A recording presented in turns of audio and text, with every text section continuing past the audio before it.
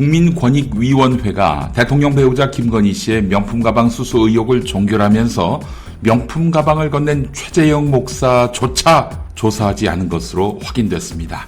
이 사안은 최재형 목사가 건넨 명품 가방 등과 대통령 직무와의 관련성을 규명하는 것이 핵심이지요. 최 목사 조사는 필수였습니다.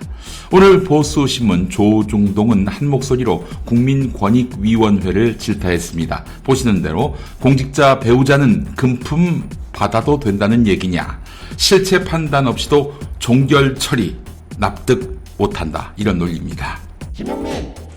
국민권익위원회가 조사를 부실하게 진행한 것으로 드러나면서 야권 추천 공영방송이사들의 청탁금지법 위반 행위 신고와 비교되고 있습니다.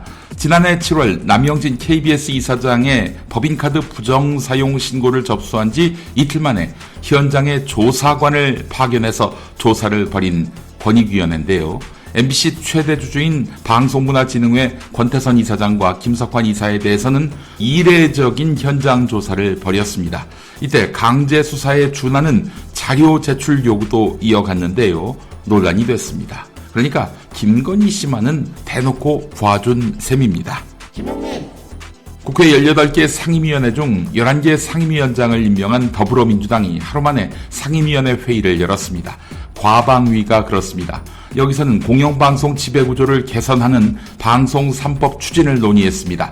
민주당의 당론 1호 법안인 최상병 특검법을 맡은 법사위도 오늘 첫 회의를 열 예정입니다. 국민의힘은 민주당이 일방적으로 선출한 상임위원장들의 회의 소집은 전면 거부하기로 했는데요. 민주당은 이에 개의치 않으며 내일까지 안 돌아오면 나머지 상임위도 선출하겠다고 못 박았습니다. 해병대 채수군 상병의 사망사건 수사 외압 의혹을 수사하고 있는 고위공직자범죄수사처는 국방부 조사본부가 지난해 해병대 수사단 수사자료를 재검토하는 과정에서, 그러니까 박정훈 대령이 수사한 것을 회수하고 다시 조사하는 과정에서 국방부 윗선과는 의견이 달랐을 개연성을 발견했습니다. 즉, 혐의자를 임성근이 포함된 8명에서 임성근이 빠진 2명으로 줄이는데 반대 의견을 가진 국방부 조사본부 구성원들이 있었다는 겁니다. 그렇게 혐의자를 줄이는 과정에서 당시 조사본부에 있었던 사람들이 위험하다, 불안하다, 이런 입장을 냈다는 겁니다. 그들도 빼는 것은 안 될 일이라는 걸 알고 있었던 것이죠. 이화영 전 경기도 평화부지사의 쌍방울 대북 송금 사건 1심 재판부가 이화영 전 부지사로부터 이재명 당시 경기지사에게 스마트팜 비용 대납을 보고했다고 들었다라는 김성태 전 쌍방울그룹 회장의 진술을 유죄 증거로 인정한 것으로 확인됐습니다. 당연히 몰랐다는 이재명 대표 측 입장, 그리고 부인한 이화영 전 부지사 입장과 배치됩니다.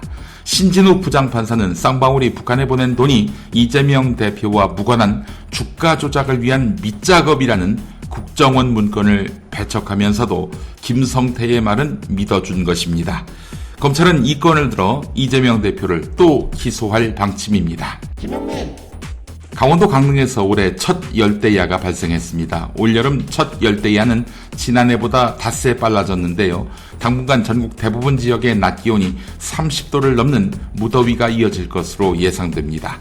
6월 초여름 더위가 기승을 부릴 것으로 예상되는 것입니다. 7, 8월 장기 예보는 많은 비가 예상된다고 했지요. 그래서 각별한 대비와 주의가 필요해 보입니다. 한편 오늘 아침 8시 26분 49초 전북 부안군 남남서쪽 4km 육지에서 규모 4.8 지진이 발생했다고 기상청이 밝혔습니다.